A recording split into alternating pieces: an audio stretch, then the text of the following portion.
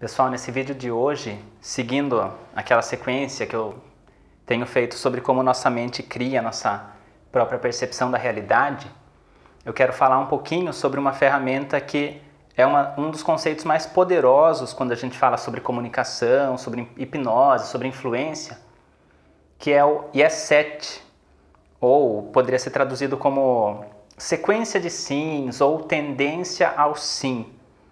Quando alguém está falando com a gente sobre algum assunto, é como se tivesse um mecanismo interno na nossa mente que vai analisando se aquilo que foi falado é verdadeiro ou não, se aquilo faz sentido ou se aquilo não faz sentido.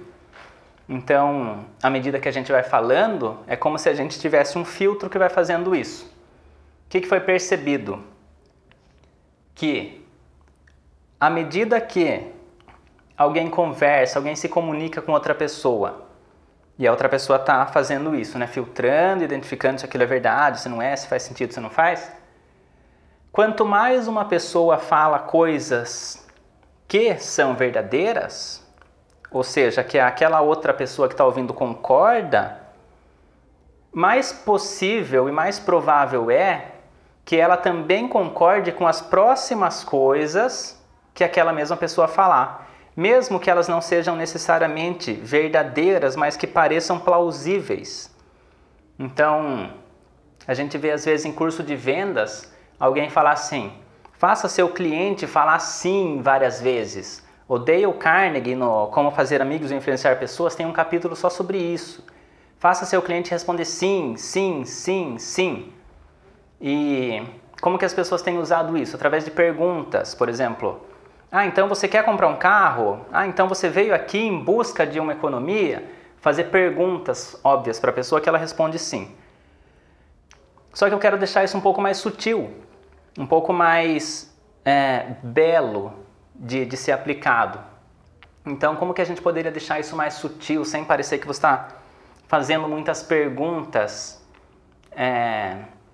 que muitas vezes parecem que saem um pouco do contexto aceito socialmente. Às vezes a gente começa a tentar usar alguma técnica, e isso é muito comum ver pessoas iniciantes usando quando estão começando a aprender hipnose, quando estão começando a aprender PNL, elas começam a falar de um jeito que socialmente é estranho.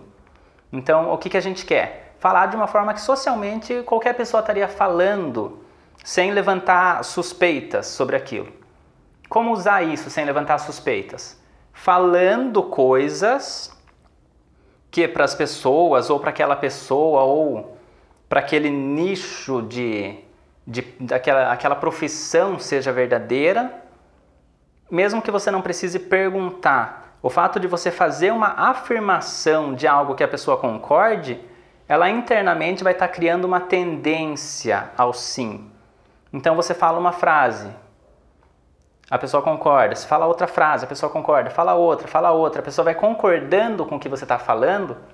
Chega uma hora que você fala uma coisa que não é necessariamente verdadeira, mas que é plausível de ser aceito, ou seja, eu não parei para pensar sobre isso, mas isso poderia ser verdade, automaticamente a mente da pessoa vai pegar aquilo e colocar no grupinho das coisas que você falou que eram verdades. Como se a mente fosse um pouco preguiçosa.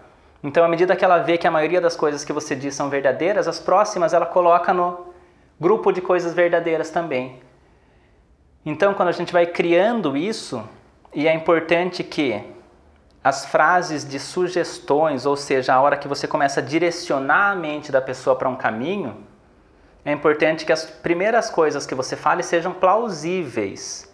Porque se você fala uma coisa muito brusca, mesmo que você fez a pessoa responder 10, internamente 10 frases que você queria, que você falou e a pessoa respondeu sim, e aí você fala uma coisa muito absurda para a pessoa ainda, ela não vai aceitar.